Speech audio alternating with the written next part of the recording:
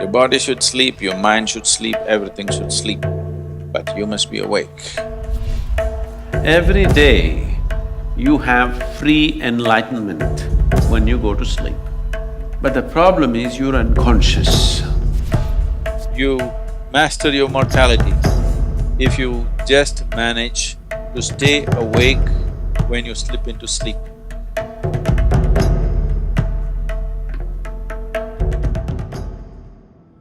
There are various aspects to that which we refer to as Shiva.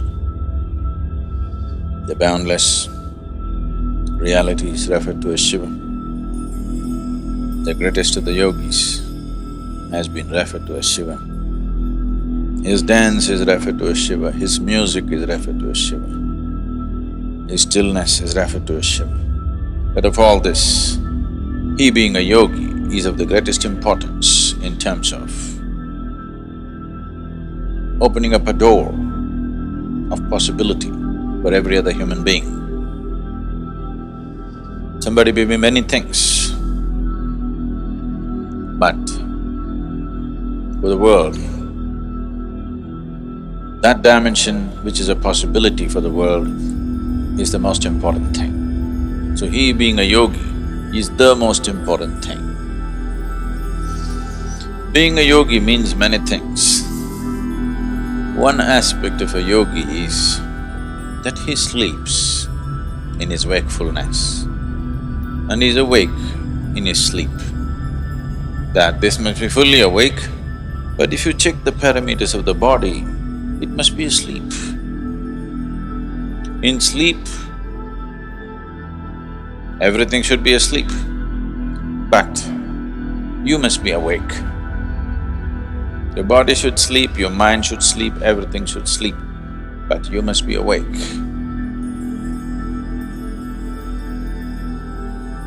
When you fast asleep, you are in perfect tune with the existence, one with the existence, isn't it?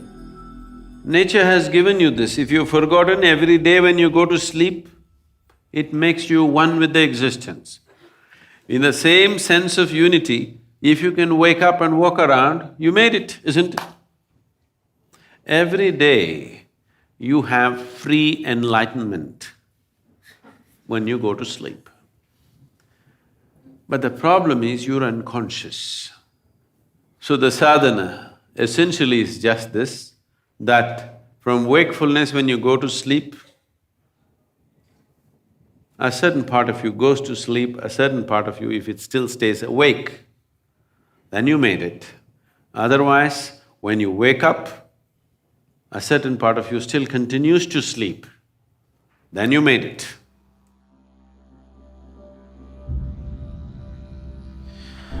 If you are awake and fast asleep at the same time, you are asleep and awake at the same time, this is called Turya.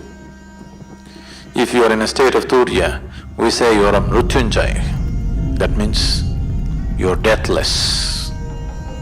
Because if you can be awake in your sleep, you will also be awake when you have to shed the body. So there is no question of death for such a person. Because life and death are happening at the same time. It is only the ignorant who think, right now I'm alive and one day I will die. No, both are happening at the same time. They are not two different things actually, only for the sake of understanding, we have to divide them. Otherwise, it's just life and life. One dimension of life and another dimension of life. So this transition between… from one dimension of life to another becomes an easy doorway.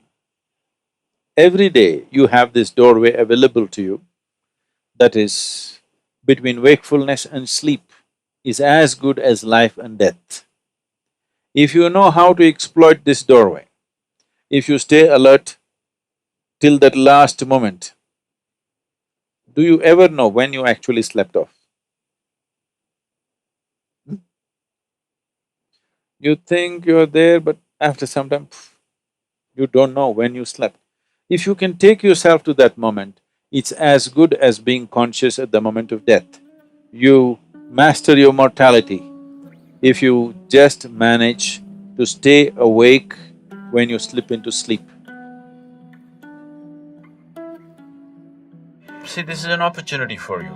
The best preparation for death is make an attempt to try to fall asleep consciously. Instead of drifting away, if you shift from wakefulness to sleep consciously, death will become a play. So, the moment of sleep is a tremendous opportunity. If you sleep in a certain way, tomorrow morning when you wake up, you can be significantly one notch up. Every day you have this opportunity to practice death. If you can manage that moment, like, you can do this consciously, right? Just like that, from wakefulness to sleep. If you can do it that way, that's it, you're Mrutyunjay, because there's no death for you. Yajambakam yajamahe